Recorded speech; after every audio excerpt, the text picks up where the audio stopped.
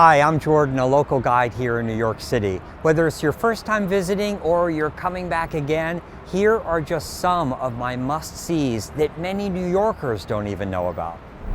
This is Washington Square, one of the world's great town squares, and it features the Washington Arch, which commemorates the centennial of our first President George Washington's inauguration.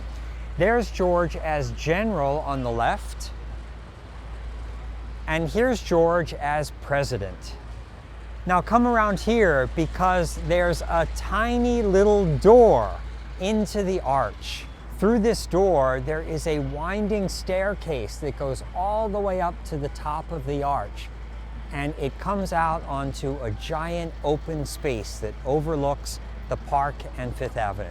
This fantastic castle-like building was built in 1877 as a courthouse, and today it's the Jefferson Market Library. In 1830, there was a fire tower on this property. A bell would ring if smoke was seen in the area. Well, that same exact bell is now in the top of the library. Listen.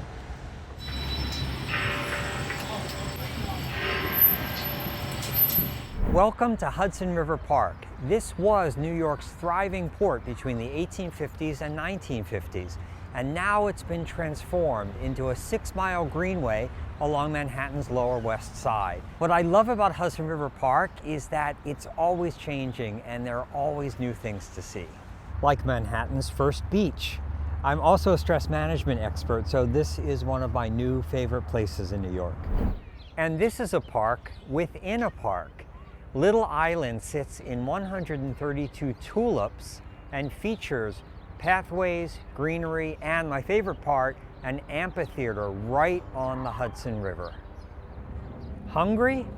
Let's grab a bite in the market at Pier 57 and take it up onto the rooftop park. Here we are at one of New York's least attractive buildings, which has produced some of the world's greatest music since 1970. That's when rocker Jimi Hendrix and sound engineer Eddie Kramer bought this building and turned it into Electric Lady Studios. And since then, everyone from David Bowie, Chic, and Cher to Jay-Z, Lady Gaga, and yes, even Taylor Swift has recorded here. This is C.O. Bigelow, the oldest operating pharmacy in the United States. It opened in 1835, and this place is like a New York City time capsule. Let's go inside because I have someone I want you to meet. This is my friend and neighbor Alec, and he's also 4th generation owner of C.O. Bigelow. Is it true that many of the fixtures in here are original? Yes, so this building was built in 1902. We were next door from 1838 until Clarence Bigelow built this building for himself, called it the Bigelow Building. It's landmarked by New York City, so it's been here now almost 125 years. It's got original fixtures, all the wood, the chandeliers still burn gas if we need them to, God forbid. The ceiling is canvas, the mosaic tile that's in front of the store that spells Bigelow. It's all, even if we wanted to change it, New York City government would have to approve to make sure that it looks exactly the same as it always has.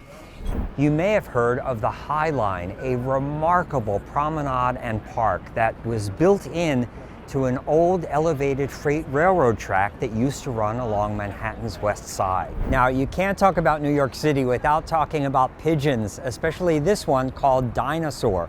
It reverses the usual dynamic of we the people hovering over these ubiquitous city birds. Now, the next time you come to New York, this pigeon may have flown away because the artwork here on the High Line changes on a regular basis. This excellent wood bridge looks like it was plucked out of Vermont and dropped right here in New York City. It's the Moynihan Connector, and it's made out of Alaskan yellow cedar, which looks, feels, and yes, smells like cedar. This is Madison Square Garden, the site of the original spectacular Penn Station, which was tragically demolished during the 1960s. But the great news is we have a new Penn Station called Moynihan Train Hall, and it's built into our post office. Let's go inside. Here we are in Amtrak's main waiting area, which used to be the mail sorting room for the post office. It features this spectacular skylight, which was covered up during World War II, but fortunately, it has been uncovered to reveal our new transit palace. There you have it. Those are just some of my must-sees when you're visiting New York. My name is Jordan. Thanks for watching.